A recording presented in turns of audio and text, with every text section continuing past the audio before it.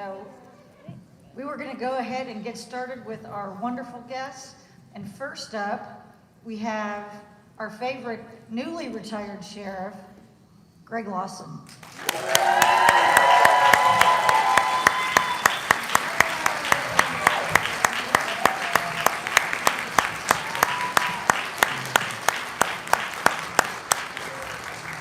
And then we go from newly retired to brand new sheriff, Barrell.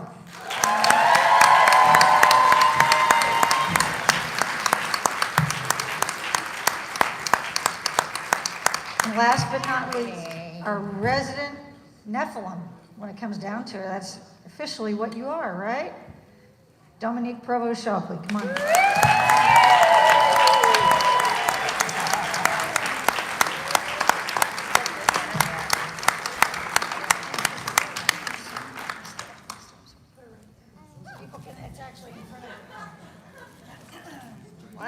What did you call her, resident? Nephilim? Nephilim is basically half angel. Nephilim. Technical terms. There's a new word to overuse in the next 2 weeks. Nephilim. Hey! Oh, thanks. So I gave this to me. So yes, I thank them all for being here. Our Monday crowds are what we refer to as the faithful. Yes, the faithful. Are you guys so sick of us? We were back there being like, what are we going to talk about today? And yeah, it's faithful and or hardcore, right? We can look at it either way, but we do appreciate you being here, as we appreciate them being here, so that you can be here to see them. Thank you very much. Now, go ahead. No, I was just saying there's a lot of orange. Did you guys coordinate? Are you Mama Earping right now? No, I thought maybe that was like that. Oh, that's totally different. I don't know whose face that is. Is that The new Netflix Money Heist from Spain is awesome. Oh, well, that sounds interesting. Does that have subtitles? French, Spanish, English, Wow.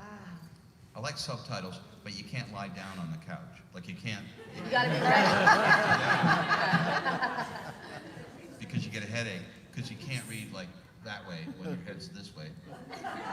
I'll try it. You'll know what I'm talking about. Now everybody's going to go home and try it, right, after this. So if you would like to ask your questions, go over here where Anna is, over here on my left, and we'll make a little line over there. But I have a couple of questions that I will ask for in the meantime so that we can get everybody over there. But my first question for you guys is, what's your favorite type of scene to play? Do you really enjoy the more comedic things? Do you enjoy the more emotional scenes or the action stuff? What's your favorite? My favorite is the scene that's the most different from the last scene I just played. Like the exact opposite. The more Variety? the more Yeah. variety, the better. It's always been that way. If I do 3 comedies in a row, projects in a row, then I tend to not want to do another comedy. I want to do something dramatic, because I get stale and you start reaching into your bag of tricks, and then it's not as good. So, anything different? I tend to enjoy anything that gets my sort of heartstrings going, like anything that I read on the page that really moves me or touches me whilst reading it. I tend to really enjoy just finding the placement of where that sits once the words are coming out of your mouth, you know. So yeah, anything that sort of touches me. I tend to really like the comedy ones. Yeah, I love the goofiness and silliness and everybody laughing on set. Those are my favorite days, I think. Yeah, and I can imagine you got plenty of laughs when you were possessed. Yeah, I don't know. Yeah. I think everyone was like, this is a bit weird. It was a bit extreme, but it was very fun. I think it's just very fun. I love that permission to play for myself. Right. Really enjoy Okay. that. That's okay, I have to full bottle. Okay, we'll go ahead and go to our first question then over here. Hello. So in the season of reboots and everything, I was wondering if there was a character that you'd like to go back and play again. That you played, that would like to go Like back a to redo? play again. Not necessarily for a reboot, just because there is lots of reboots happening now. That if there was a character you played and want to go back and play again, and maybe see now, but or just play again because you enjoyed playing them again. Do you mean in their individual careers? Oh, okay, so not on the show, but you're okay.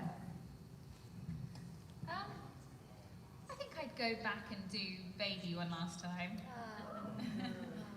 Yeah. Sometimes I dream about doing it again, actually. I don't know why. I think it's just because it marked such a huge thing. It was like a massive leap of faith doing that. Like when I got cast in the role, there's no way in a million years I'm going to be able to do that. I was 19 years old, it felt like completely impossible to go and do it. So sometimes I have these sort of panic dreams of like how I felt before I went on, and then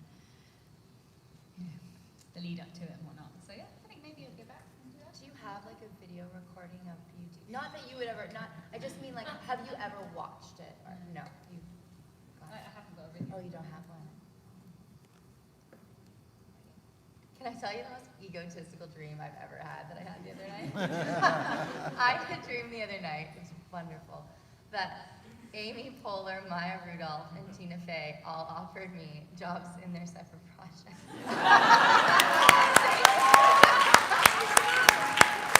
It was wonderful. I woke up, I was like, oh, that was so nice. I think similar, my first really big thing, this is just, I was in high school, but I played Jane Eyre in from the Austen book, but it was a musical. It's called Jane Eyre the Musical, and it wasn't like a spectacular production or anything, but that's always a character that I would love to, as an adult, go back and play, because it's actually such a complex character that I was too young to understand a lot of the layers of, and I actually would love to play Jane Eyre in a play or something like that again. Okay, Twitter, make it happen. All those productions of Jane Eyre. Musicals. Well, I didn't skip the musical part. I would like to play. That's a really tough question. That's a super duper tough question because I just want to redo everything. But I did a play called High Life, and it was about 3 ex-cons who just recently got out of prison planning a bank heist, and they're all heroin addicts. And so the pecking order existed in this ratty old apartment, the pecking order that they had in prison. You had the smart king who controlled everybody, the guy with the brains, and then you had the muscle, and then you had the kid. And they were playing it, and I played the brainy guy, the smart guy, the planner, and I just talked non-stop because throughout the play, because that's his weapon. That's how he controls the people. And the guy, I think his name was Bug, his character's name was Bug. He was like 8 feet tall. He was the muscle. And the relationship they had was that if my character let him think that he was in control for a split second, I would die. Bug would just kill me. So there's that tension throughout the play. I would just be fascinated to see what the extra 20 years have done to me as a person, how that would affect that role. I'd like to see that character played older than he is. He's not written. I think that would be interesting to see an older guy in control of this machine that could very easily get out of control. I think he would talk faster. And I talked pretty fast when I did it the last time. But. Great question. Thank you, Sarah. Gosh, no, never.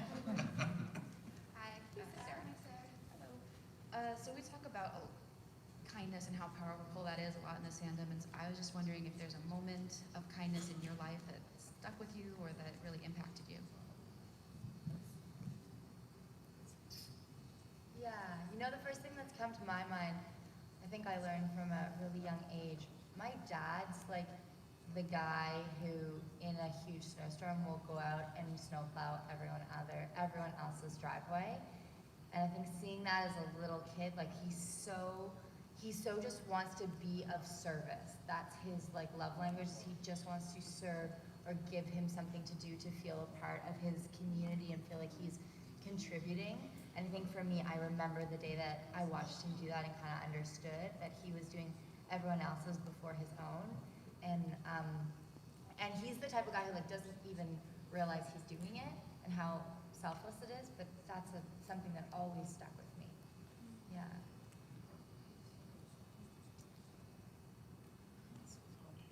I've had so many unbelievable moments of kindness, especially whilst traveling and stuff, and yet I can't think of a single thing right now. My mind's gone blank. The other day, though,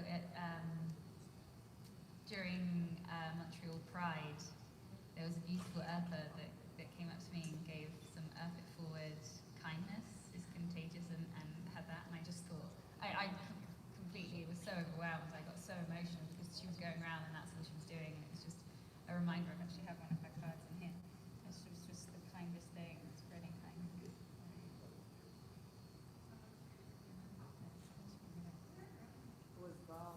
Oh, that's beautiful. Yeah. It says, do you want to read it? It's really nice. It says, thank you for being amazing. You are beautiful in every possible way. On the back it says, everyone deserves to love themselves. If you don't need this card, please give it to someone who does. You are important and you are loved.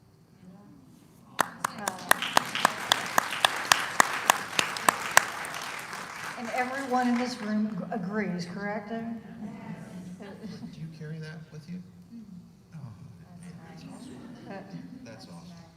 Yeah, and then when you feel like, you know, that maybe you don't need it anymore, whatever, then you pass it on to the person that does, which I just thought was just such a beautiful thing to do. And has inspired kindness. Wow, I am suddenly super loud. What is happening? But yeah, it just continues to spread, and it just makes me so happy to see that people are continuing to lead with kindness. It's amazing. It is the new movement that I think will take over the world. Fingers crossed. I'm a pretty curious person. I ask a lot of questions of everybody. But the one thing, I asked a question once, and the one thing that has always stuck with me is a Cary Grant quote. Someone asked Cary Grant what the definition of a gentleman was. And he said, a gentleman is someone who tries to make everyone around him feel comfortable. Yeah. So it's just something that I don't know, it's stuck in my head and I try to aspire to it. It's a good life philosophy, for sure. Thank you. Good morning. Hi. So this is the discussion from breakfast this morning. At the end of season 3, we see that Waverly and Doc are in the garden, and Wynonna comes back and the whole town is missing. And then Nedley shows up and they decide they're the last two, or they're the only two. But what if it's Wynonna and Nedley that have gone into an AU, and the rest of the town is still there? And what do you think about that? Wynonna and Nedley have gone somewhere else. Twilight Zone. I thought about that as well, Jackie.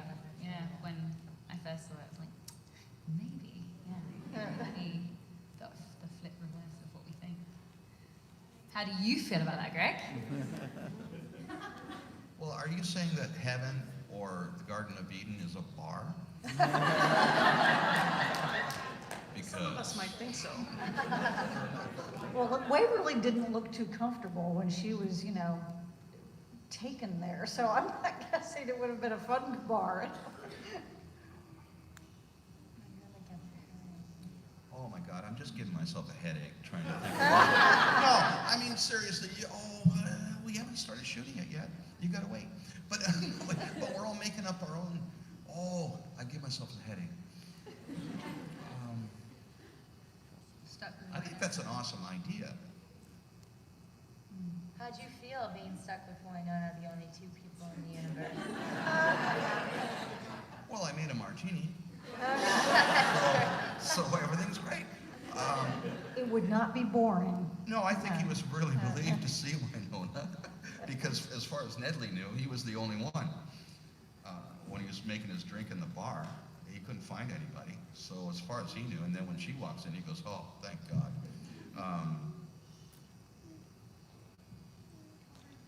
I don't know. I'm drawing a blank. I just wish I could shoot that fuck yeah thing again. Yay. Based on this show, this might be wishful thinking, but if your characters had like a peaceful day off from the craziness and then near-death experiences, what would their ideal day off be like? Oh, there you go. Oh, thanks. Day of relaxation in purgatory. We'd be together. I think so, yeah. Just checking. Spell my answer. Start off with a nice, start the day with a good book, you know, in bed, reading with a nice cup of tea. Maybe that's me, and not Wayhaught. Maybe not the tea part. Breakfast in bed, who would cook? Me. Oh. Yeah. This answer is going really good. What would you cook? Pancakes with homemade strawberry compote Oh, very nice. and orange juice, freshly squeezed. And then maybe, but what else? Do you think Waverly would go for like a fake bacon, like a vegan? Do you think it would be like a treat, or do you think she'd be against? Do you think she would enjoy things like that? If you made me fake bacon, darling, I would You would definitely. eat it? Okay.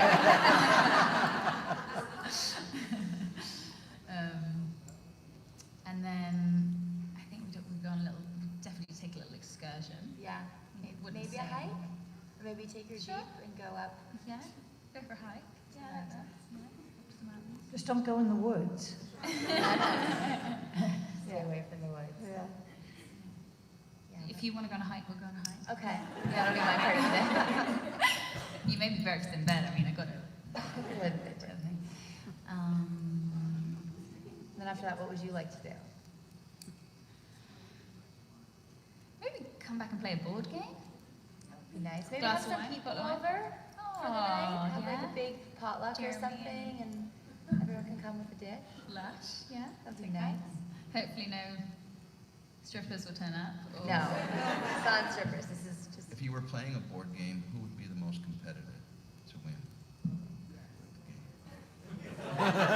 Nicole. You think so? Yeah, I do. Really? I think Waverly would be up there as well. I think that's gonna be up there. Maybe we shouldn't play a board game. Yeah. You're dangerous. Or like charades, or maybe Bop It, or something. I love Bop It. It's great. Would you come over for potluck? What would you bring? What would Nedley bring to family potluck? No, I would be fishing with a beer.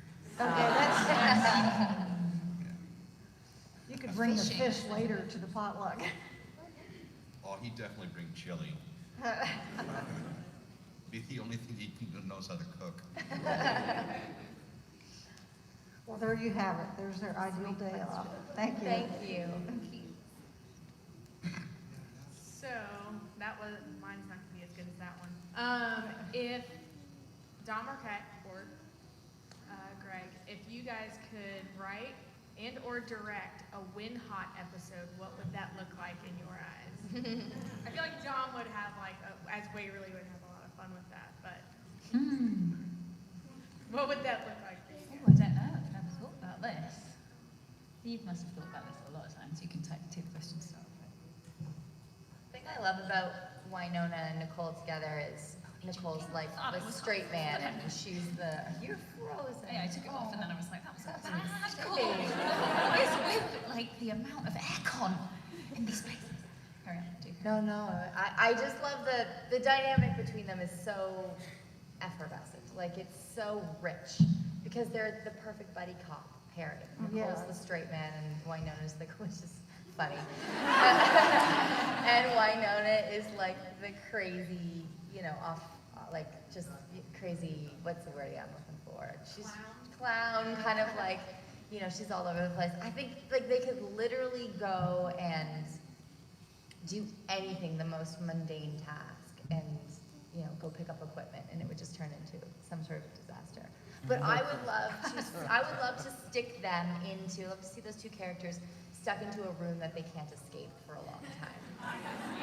Like an escape room or something where they have to work together to get out, but I mean, we kind of did that with the handcuffs, but I think anything that sort of forces them to be together and not be able to get apart from each other is really funny.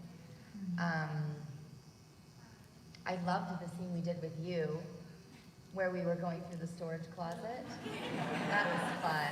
Nedley, are you looking at my ass? Yeah. Which is, of course, an MS original. Melanie's Forget original. Yeah. Ad-libs. Can we talk about those for a minute? Yeah. Ad-libs. I try not to because I was doing a movie and I was playing a bad guy, and they said, well, you know, say something while you're raping this person. And I went, okay. I know. And so ad-libs are not always funny. Like sometimes they ask you to say stuff when it's a gruesome, serious scene. And so I ad-libbed and everything, and then I felt so ashamed because the mean things coming out of my mouth I realized were coming out of my head. I had thought of them. Nobody wrote those for me. That was Greg. And I had to deal with that because when you're hit with that realization that stuff is inside you, those thoughts are inside you, and you bring them out. It's traumatic. And I remember going to the rap party feeling ashamed of myself. This is 2 days later after we shot it. And there was a group of girls that were all on the crew standing there staring at me. And then they finally came up and I went, oh God, here it comes. And they said, we just wanted to let you know that you were our favorite rapist. Because they knew the business and they sensed how it had affected me. And that was a moment of kindness. Because sometimes in this business you have to portray characters that are not, you know, but to do it well is the fun part. But you know, when you're asked to make up your own stuff, it can be traumatic. But then you just got to forgive yourself and go, dude, that's not you. That's you as a character. I quite selfishly would like to see Wynonna and Nicole work together to get Waverly back. I think that could be, yeah, really interesting to see the dynamics between, like, when it's something that really, really does matter. See how they work together, and so that there would be sort of, the stakes would be higher, and see what came out there if they teamed together.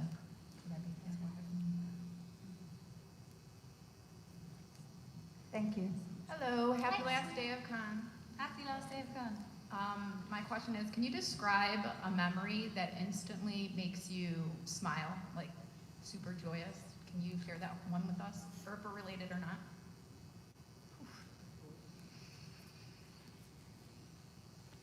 Memories are such a weird thing. I've been thinking about memories a lot recently.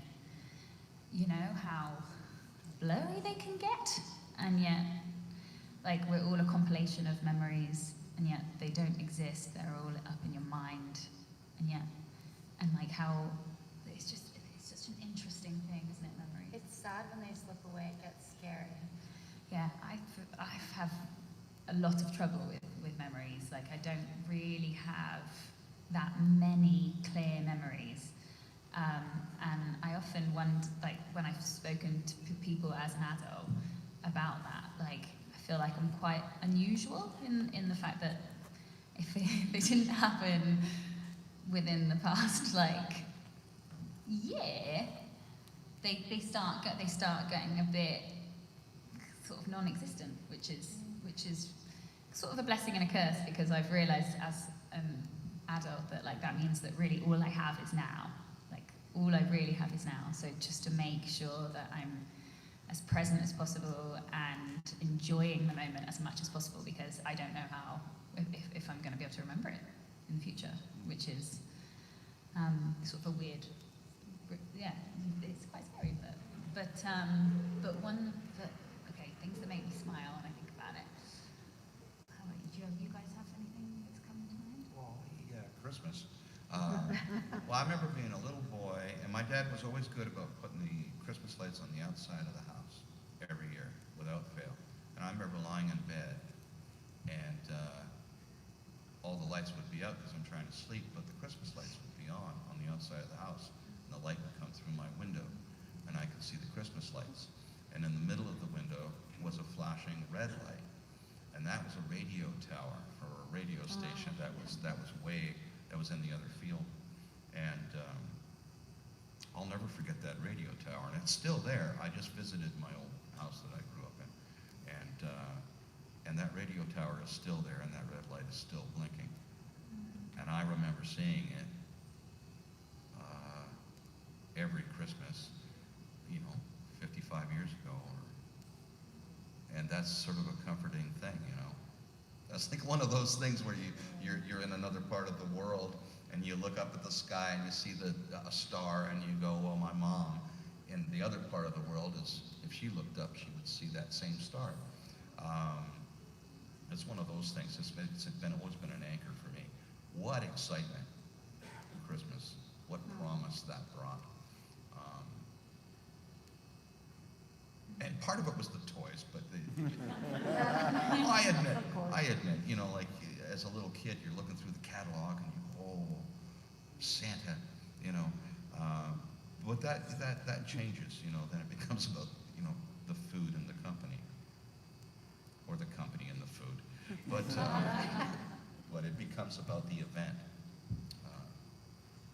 And I remember basically I remember the red light on the radio tower blinking outside my bedroom window.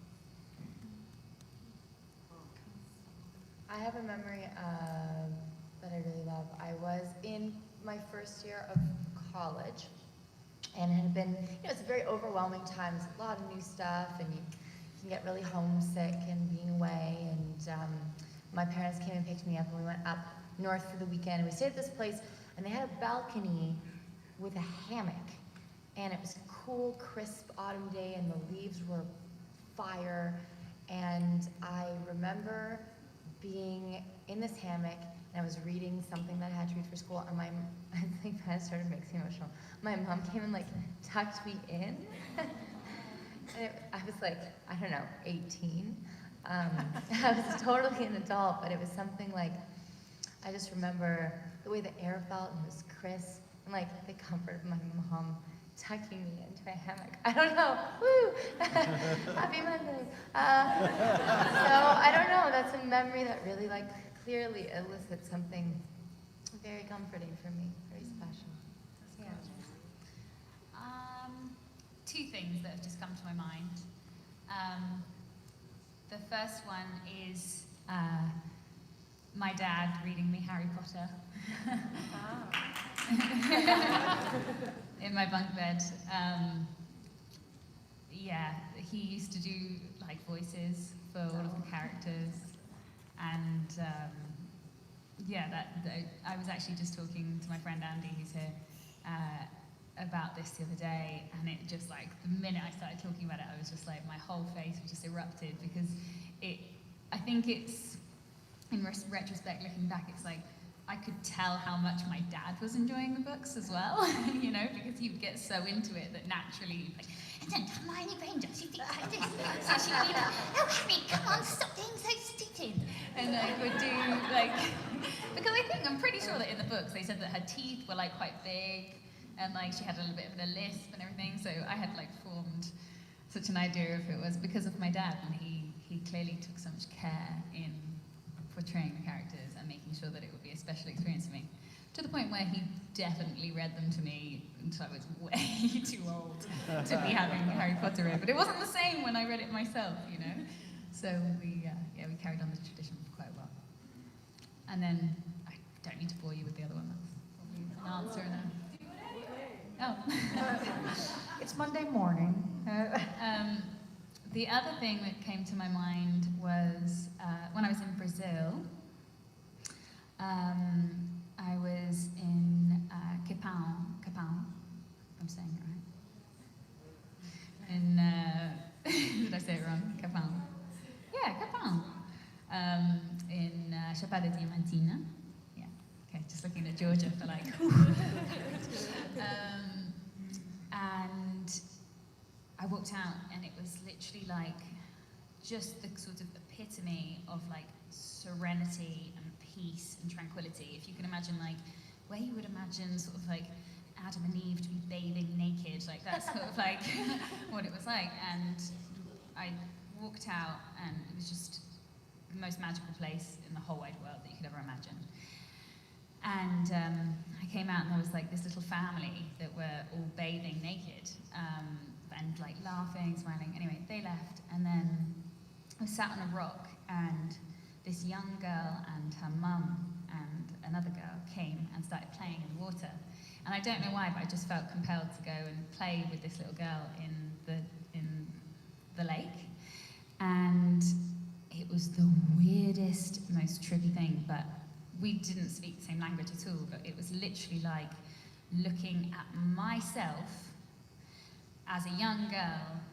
We understood each other on such a level. I felt like I got on with her like we were best friends. She was about sort of like 7 years old, and we were like laughing and like doing like flips in the pool, and she was giggling like it's just like from such an organic place, and I was laughing like a child. It was like a rebirth of like figuring out who I was when I was that age. And afterwards, it was like everything completely dissolved. And then I looked around, her mum was there, like, wow, my daughter's going to be so beautiful.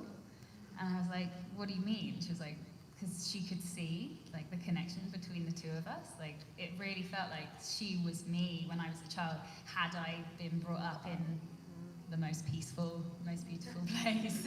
And I felt like, yeah, I had like this really big connection, and it was like this rush of like joy and happiness of being able to sort of connect with my younger self. It felt like, anyway.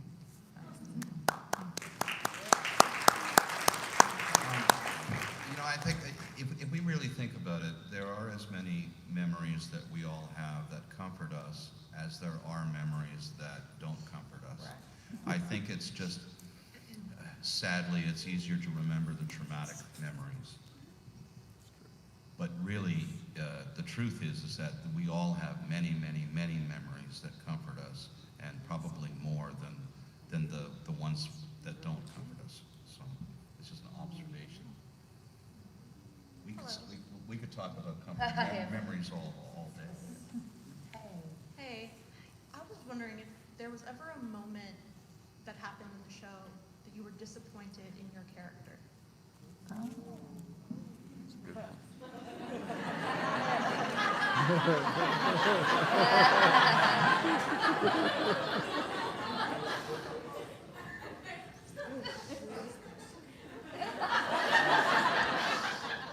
mean, maybe she shouldn't have kissed Rosita. Maybe. I don't think she had to go through it. She had to go through that.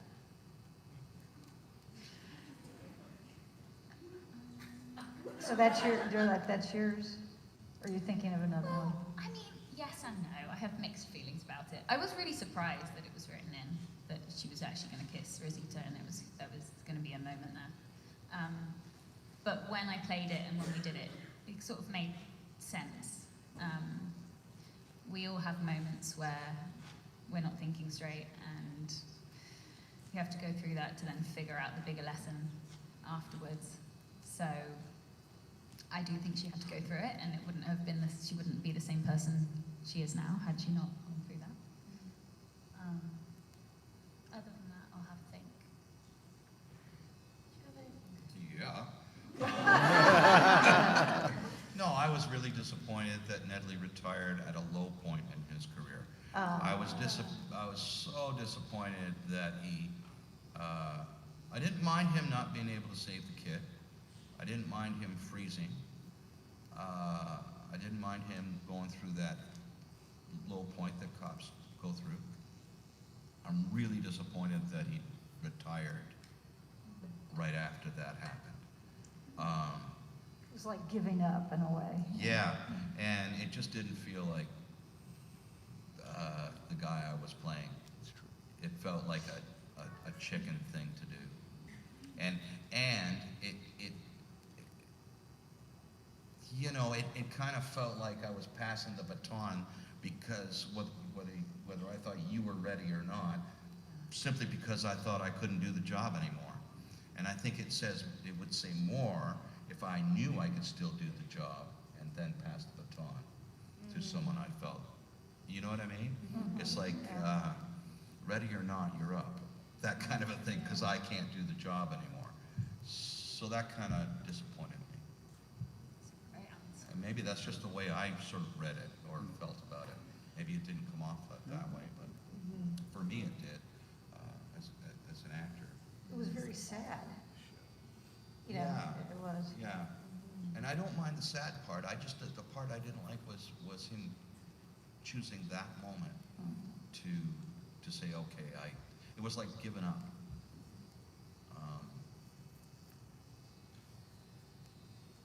And everything I've read about Nedley, it just speaks to me. He speaks to me as a man who doesn't give up.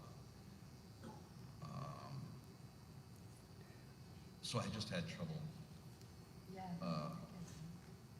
making sense out of that. That's all. I think I was disappointed in Nicole for opening Waverly's DNA results. Mm. I think I can identify with that in her as a person who like just so badly wants to help. I think the tendency to overstep without really realizing you're doing it, but without also checking yourself and being like, I probably shouldn't do this, or I should talk to her about it first. I think it was a decision made out of love, but I think she should have done a little bit more reflecting on it before she did that. Yeah. Thank you. So for Dominique and Greg, can you guys tell us a real life person or a fictional character that you'd like to meet if you could, and what you would ask them? And then for Kat, sort of similar, what would you ask Bernie if he could answer you? Yeah, what do I ask Bernie if he could answer? So many. It's right on the tip of my tongue. Because why are you afraid of the rain? Why? It doesn't always mean thunder. Bernie has had this, like, he hates thunder, but now he's associated rain with thunder. And man, oh man, is it hard to like dog psychology your dog, because how do you make it rain so that you can train the dog to, it's just a very complicated thing. We were out for a walk the other day, and I looked at the forecast, being like, is it gonna rain in the next hour? No, it's not. Okay, we can do it. And just a couple drops, and I had to carry him the rest of the way home. So, thank goodness he's small enough that I can carry him, because he just shuts right down. And I would love to say, and I would also love to tell him that oh man, I'm emotional today. I'm usually not like this. That I'm coming back when I leave. I promise I'm coming back, because he gets so anxious, I feel so bad. But also, please stop being afraid of the rain. It's really hard to manage. And it doesn't always mean thunder. There you go. That's what I would love to say. Just the first thing that comes to my head is Bo Peep in Toy Story 4. Has anyone seen it? Not yet. Oh yeah. She's so cool. She's so cool. And can we go traveling together? Pretty much. Oh, I didn't understand the question, and I didn't hear the question. I'm sorry.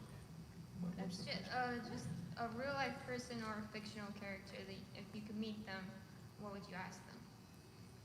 Oh.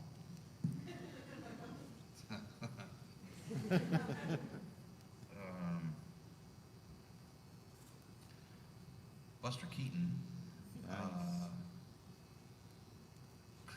I would would just ask him if I could be his apprentice for a week, Buster Keaton. I don't know if I have questions for Buster Keaton, but I'd love to watch him work. I would like to know how he put everything together.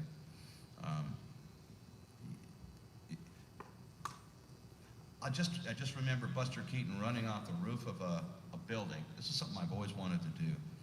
I know it sounds crazy, but silent movies, man. You have a building, you have train tracks beside the building, and there's a crossing to stop the cars. It's a barrier, and it's up. And Buster Keaton would run across the top of the building, grab that thing, and as a train was going, he would ride it down and hit the ground running. And I went, well, Yeah, really. I would like to do that. And how did they do that in the movies in those days? All those physical stunts. They didn't have any help from computers then. So, Buster Keaton, I'd like to talk to him for a bit. Thank you. Good morning, you guys. Good morning. So this actually comes from Georgie. And first off, she is in her final year of film school. And she says, how special has it been to watch the fandom and the crowds at a convention like DragonCon grow over the past 3 years?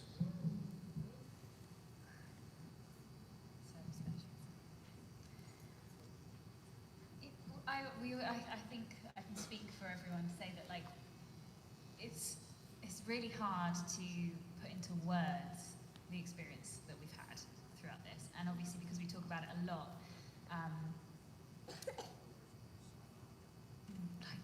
there's such a fear of it seeming of it not seeming genuine, because we talk about it all the time, like how much we love you guys, and so when you say that you love something multiple times, it seems to take away the magic from it, doesn't it?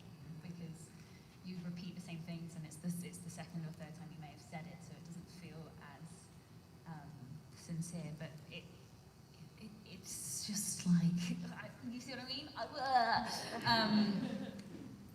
But it's incredible, and it keeps surprising me, and I keep thinking, when is there going to be an end to this? Because it just keeps seeming to grow more and more, and everyone keeps seeming to come and turn up and give so much more each time, and take leaps of faith and overcome their own fears and insecurities, which in turn inspires everybody else to. So I feel like as a fan base, you're gaining so much strength and not having as much fear to sort of speak out about what you love. And then of course Fight for Wynonna came, and it's just become like this ball of sort of energy that seems to be taking over the world, or certainly taking over our lives. And yeah, just the gratitude that I have personally just keeps getting even more and more immense. And long may it continue. I don't know.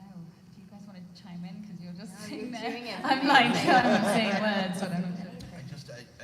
I don't know about the drag, because it's my first time here, but I agree with everything Dom said. It's just overwhelming for me, and it's hard to find the words to do it justice. It's hard to find the right words to express the feelings that we feel. So, I don't try. Because I don't want to screw it up, it's just, there aren't any, I haven't been able to find the words. It's overwhelming. I'm convinced that this show is more about the fandom than it is about the show at this point. That first day you walk on set, I remember the interview, I mean this, the pressure's on because some sweet girl gave me some socks at a convention. And I sit on set going, oh, geez, I can't screw this up, because of those socks. Thank you. So my question is kind of, as actors and actresses in this show, and maybe what has been in this show, what have you been able to do that you thought I'll never do that in a million years if I wasn't being part of this show. Kind of like There's some- opportunities that have Like come. opportunities that have come to you that you would never had because That's an easy one for me. I'm doing it right now. Yeah. And we're so glad you are. So many things. The beautiful thing about playing in sci-fi is there's always something crazy where you're like, whoa. Yeah, that wouldn't have been possible if not for the genre or something like that. I mean, I would second what Greg says, especially as a Canadian actor. I think I didn't even know these things existed. Like, I was so unaware that this was even a possibility for anything out there. So this has been, I mean, again, no words to describe the journey that this has brought into our lives. But then there's also fun things, like I still remember the day we were doing the Revenant battle, and they lit that flaming tire, and they rolled it past us, and we're like, oh, okay, go. And that was like, I had a moment like you did. I was like, this is awesome! You know what I mean? And all these guys, and there's fighting, and there's smoke, and the cameras are winding everywhere. And those are the things that you dream about as a kid. It's like, you know, when you're playing in your backyard, those are all the things that are going on around you in your head. But then it actually happens. You're like, oh my God, like this is so cool. And wow. Yeah. It's just so, there's things like that are just so fun. Totally. Yeah. I second all of that. Of course, traveling the world to meet all of these amazing people is high up on my list. But then, sort of coming off that is, I don't think I would have had the opportunity to start the Wave. And that has given me such a sense of purpose and understanding what my own sort of belief system is and my own philosophies, and will continue to give me such amazing direction. And I think that without this fan base, without all of that, I would never have come to that, which has been a massive gift for me as well, because it sort of helped me figure out who I am and what I can bring to the table, hopefully, moving forward. So yeah, just all of the above and so much more. This show has completely changed my life. Yeah. Thank you.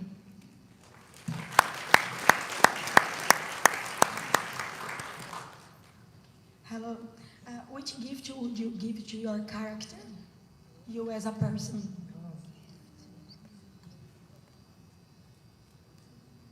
I think I'd like to pay for her to get a really rad tattoo.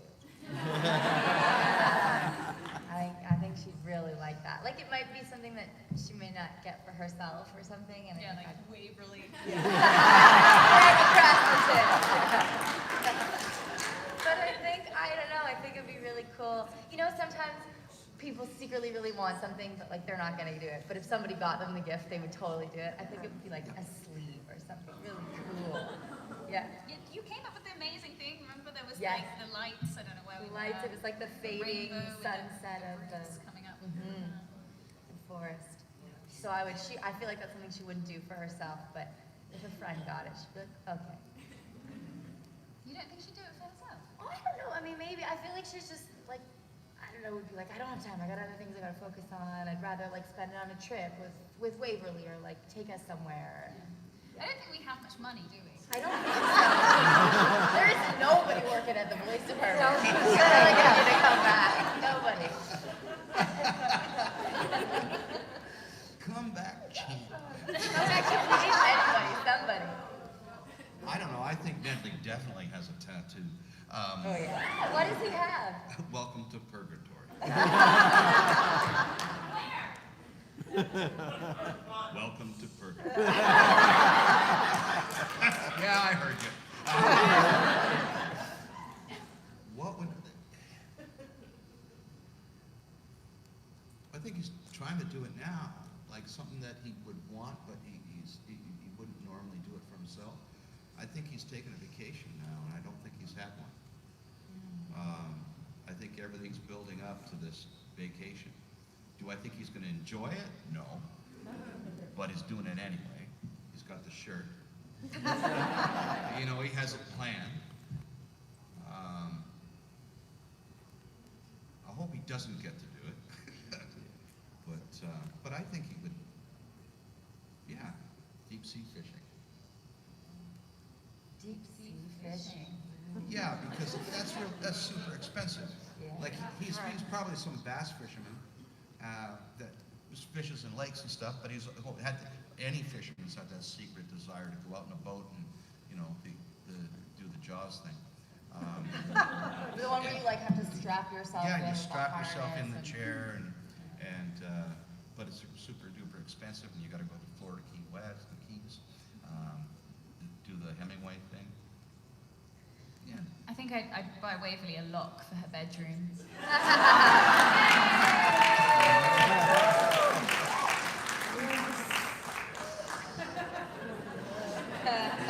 Probably that time, isn't it?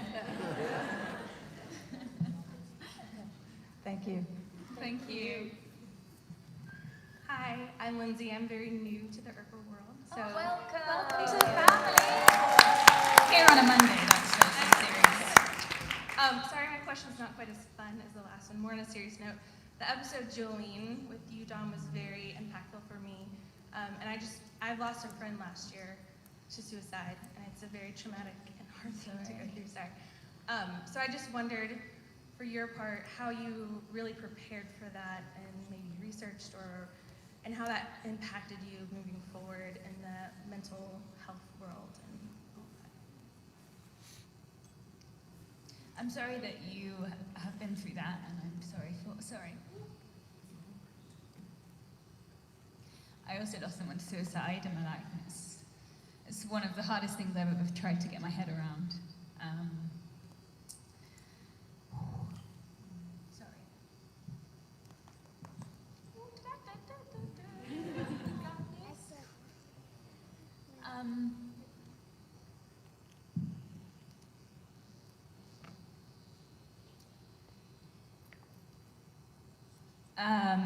Jolene was extremely important for me as well, as an individual, because I can relate to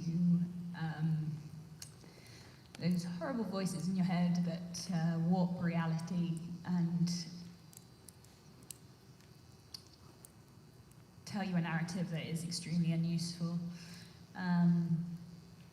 And I think it was really important that it was Waverly, out of all of the characters, that had that, portrayed that, because sometimes the people with the biggest smiles on the outside are struggling the most on the inside, I think. And that was certainly my experience with the person that I lost to suicide. And so it brought up a lot, playing it. I think I didn't realise to what extent it was going to have an impact on everyone else. And I, to be completely honest, I took it really quite literally when I was working on it, in terms of the mythology that was going on. I literally saw it as a demon, and I just sort of decided that I was just going to let my voices play out in my head for the duration of that episode, and relate to the voices telling you that you're not good enough, and all the reasons why, and just kind of sit with those voices and try and portray them in the best way possible. It was really difficult. I sort of felt like I wasn't sure whether I was well enough equipped to portray it well, and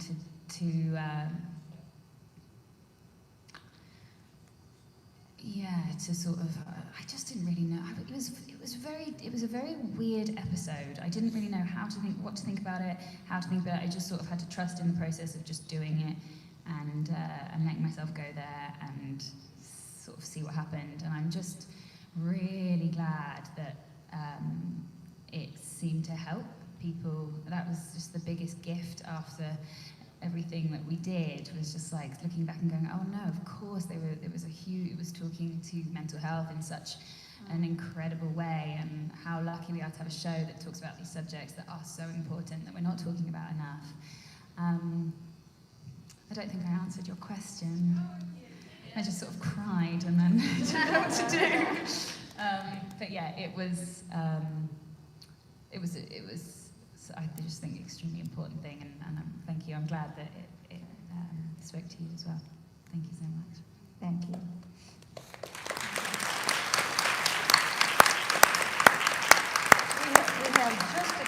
couple of minutes left, so I thought that I would go ahead and ask you another question, if that's okay, since we got through them. And what would you say you think that your character's main contribution to the show thus far has been? Main contribution. To the storyline, to the show as a whole, what, you know? Well, I think Nedley probably is a stabilizing force, like it's something to anchor reality and, or a normal town. He's kind of reminds you that there are normal people in the town. Yeah. So maybe it's just, he provides that perspective, just being around, to all the mayhem and supernatural stuff going around.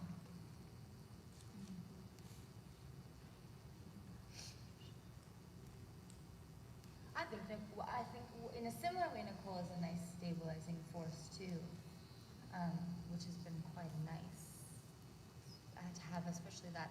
I also think Nicole's very much, for me anyways, who is a character I watched, serving in this like traditionally masculine role where we usually see men playing these kind of like up and coming sheriffs, and still bringing that same kind of like, I hate using the words masculine energy because what does that even mean, but like, I just think she's been such an amazing example of, I still remember getting those sides and being like, wow, this is a scene, an emotionally charged sexual scene when Waverly and Nicole meet that's two women. And I was like, and as a female actress, I had never gotten to play that kind of energy before. So I think she continues to bring this energy to the show that is breaking the boundaries of what we traditionally see. And of course, playing like a strong, openly queer character is massive, and we all know that. And I just think seeing someone play cop, and a really great one, and she happens to be, you know, a badass lady, I think it's been quite fantastic. So I like that. Yeah. It's a hard one, isn't it, to pinpoint like the sort Yeah. of main thing? Yeah, it's hard. I think probably because all of the characters are so complex and multidimensional, and they all bring so many different elements, it's hard to like pinpoint one, which is what is so cool about our show. But I would say that I think I see Waverly as like just the light. I see her as this sort of like, ball of light that is constantly striving to do good, and despite her own struggles and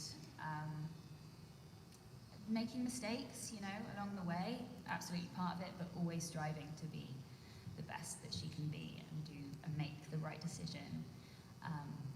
And her sort of like Northern Star, I just think is so strong, and that like sort of guides, I think, a lot of the other characters. Not guides the other characters, but just is an anchoring in good. Does that make sense? Like she's a light in what can be quite a dark and intense world that they're living in. And very positive. Yeah, and a positive force, or at least she tries to be as much as possible. Right? And she does it no matter what the circumstance, which is very cool. So, considering that she's younger, you know, that she's the baby girl. So, but also shows that, you know, you're not always going to succeed in that. Right. Her intentions are always there, but it's also sort of a good representation of the fact that you can make mistakes, and you know you likely will, and if you're trying to take risks and fight for good, always there are going to be moments that aren't as smooth sailing as we would like, but that she keeps getting back up on her feet and has the strength to do that, I think is quite remarkable. and we'll see where she goes from here, or where they all go. Thank you for coming today. Let's give them a hand.